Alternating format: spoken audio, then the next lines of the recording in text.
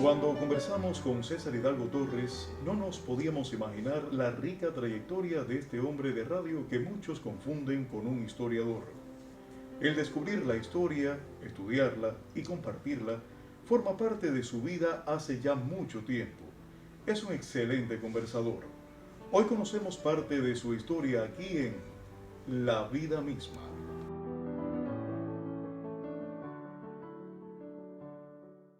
Cuéntame cuántas veces han pensado que eres el historiador de la ciudad.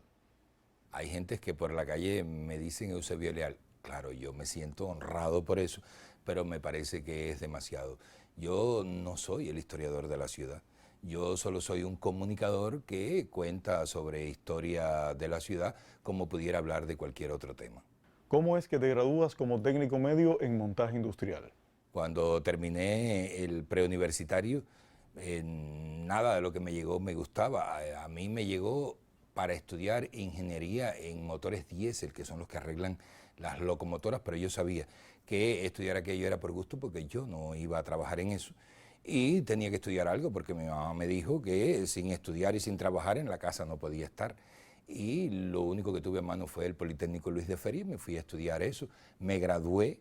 Y lo mismo que con los motores diésel terminado, el título se lo di a mi mamá y ya nunca más trabajé. O sea, jamás trabajé en eso. ¿Cómo llega la historia a tu vida? Llega desde mucho tiempo antes, pero que yo no sabía que estaba llegando en esos momentos. Yo recuerdo cuando era un muchacho que mi abuela tenía un cajón en el que guardaba muchas fotografías y papeles viejos.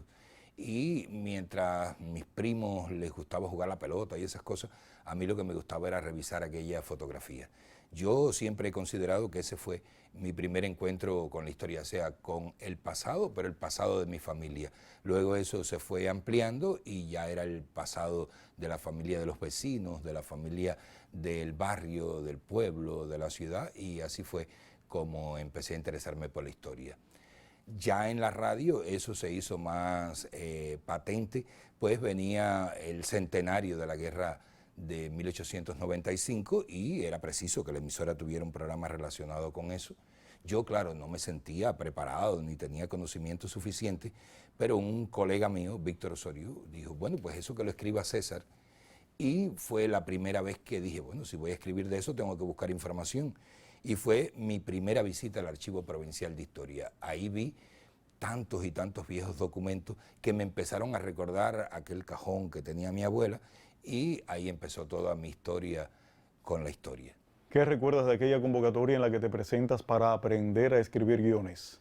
Mira, yo había terminado el Politécnico y yo iba para Baguano. Yo soy de un campo que está entre Holguín y Baguano y por tanto tenía que coger la guagua en las Baleares y había un estanquillo y en ese estanquillo se vendía el periódico Ahora y lo compré y me puse a leerlo y de pronto aparecía una convocatoria del Departamento de Capacitación de Tele Rebelde, que entonces era Tele Rebelde, todavía no era Telecristal, en el que se convocaba a los que quisieran pasar un curso para guionistas. Yo no sabía lo que era ser guionista, pero la palabra me resultó interesante y fui, me presenté. A la misma vez estaban presentando ciento y tantas personas y nada más iban a escoger 10 y yo tenía la plena seguridad de que a mí no me iban a escoger. Allí habían profesores de la universidad, de la vocacional y yo no sé por qué, pero me escogieron. Y empecé a pasar aquel curso. Después del segundo, tercero, cuarto encuentro fue que supe qué cosa hace un guionista y no sé si fue por casualidad o por qué, pero entonces me percaté que yo no lo sabía, pero que lo que yo quería hacer siempre era ser guionista.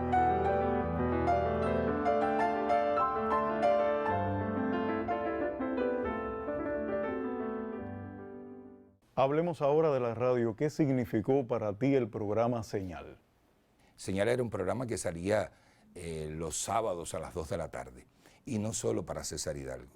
Señal significó mucho para esa generación que es mi propia generación. Nosotros llegamos aquí y existía la radio que se hacía desde hacía mucho tiempo, que ya tenía sus realizadores, sus voces, Y nosotros nos fuimos mezclando con todos aquellos viejos realizadores, importantísimos realizadores, pero sentíamos que teníamos que hacer otra cosa. O sea, hacíamos aquellos programas, pero no nos gustaba tanto.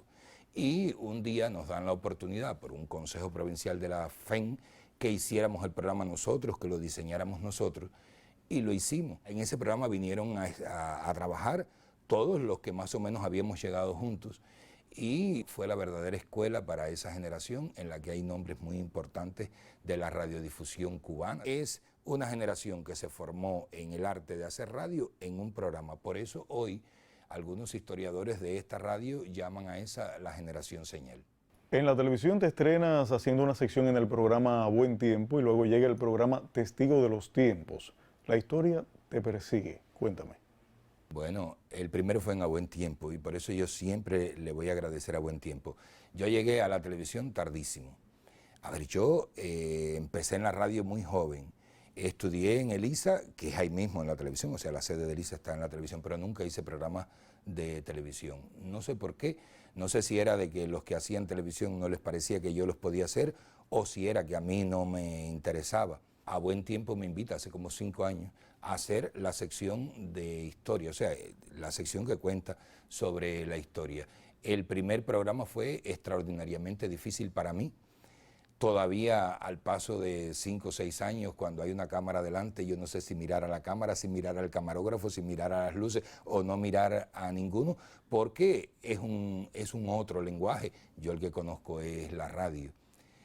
Y ha sido en A Buen Tiempo donde he podido ir más o menos aprendiendo esas cosas. Eso, te repito, se lo agradezco siempre y a partir de esa sección entonces me empiezan a llamar a otros programas. Yo recuerdo un programa que salía por Holguín TV, en el que yo hacía entrevistas, porque no solo historia, sino también me he especializado un poco en hacer entrevistas y me llaman y me dicen, bueno, si tú estás tan habituado en la radio a hacer entrevistas, ven y hazlo en la televisión. Ha sido distinguido con varios reconocimientos, personalidad destacada, maestro de radialistas, entre otros reconocimientos. ¿Cómo los recibes? Los recibo porque los entregan, pero te aseguro que no son tan importantes para mí. Son importantes, claro, cualquier reconocimiento uno lo agradece, pero lo que de verdad para mí es un reconocimiento es que pase por la calle y me griten Eusebio Leal. Ese es el premio más grande. Yo todavía no soy Eusebio Leal y creo que nunca llegue a ser un historiador como él, pero el premio está en la gente, en que acepten lo que tú les cuentas. Impartes docencia en el Instituto Superior de Arte aquí en Holguín. ¿Te gusta enseñar? Sí, bastante. Es que tú te pasas toda la vida acumulando conocimiento y es injusto que te vayas a morir llevándote esos conocimientos y que no los compartas con los demás. Después que me gradué en ELISA, recuerdo que fue Alfonso Bandera, que era el que daba dirección de radio, el que me llama y me dice que vaya a sustituirlo, y ya de eso hace como 20 años. Y ese es otra de las cosas que me obliga a superar. Cuando te paras delante de un grupo de alumnos son capaces de preguntarte cualquier cosa y entonces tienes que estar muy preparado. Sobre todo por eso me he mantenido siempre en ELISA, además del agradecimiento que uno siempre siente por el grupo de profesores que te forman ya a nivel universitario. Y allí estoy hasta siempre.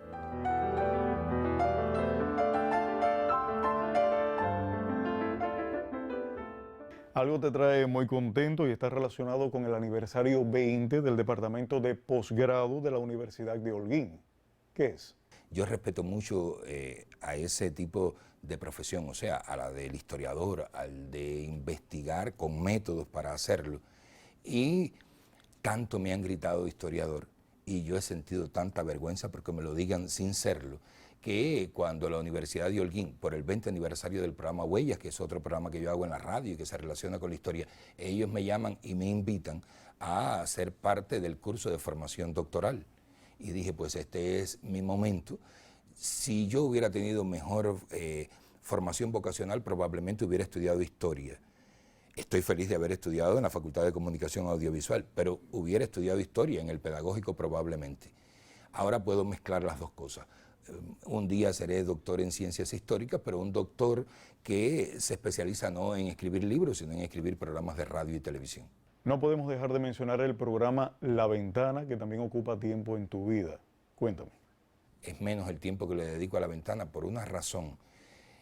La cara visible o audible del programa soy yo, pero tiene un equipo de guionistas y de productores geniales que salen, localizan a las personas, resumen su historia, y cuando yo llego al estudio los sábados a las 2 de la tarde, y parece que salir al aire por esta emisora los sábados a las 2 de la tarde estaba en mi destino escrito, porque señal primero y ahora La Ventana. Cuando yo llego al programa ya está todo organizado, ya está todo escrito, lo único que a mí me toca es hacer realidad eso que está escrito, y es por eso, porque tengo ese equipo de productores y de guionistas, por lo que no me creen mis vecinas cuando vengo bajando la lomita en la que vivo y me preguntan, ¿vas para el programa? Y le digo que sí, y me dice, ¿a quién tienes invitado? Y te juro que a veces yo no sé quién es el invitado, lo sé cuando llego aquí, pero es un programa también de historia, es la historia de la vida cotidiana de la gente contemporánea. A través de un curso en la radio llegas a China. Háblame de esa experiencia. Llegar a China fue difícil, fue simpático, fue curioso y fue una gran novedad. Cuando sales del enorme aeropuerto de Beijing, yo esperaba encontrar a la más tradicional cultura asiática, y de pronto lo que había en un edificio enorme era una foto de Brad Pitt. Y dije, pero ¿y qué pinta este señor aquí en China? Es que había un festival de cine en esos momentos. Fui a un curso de formación técnica. Es un curso que nos daba información sobre cómo debemos hacer la digitalización de la radio y la televisión.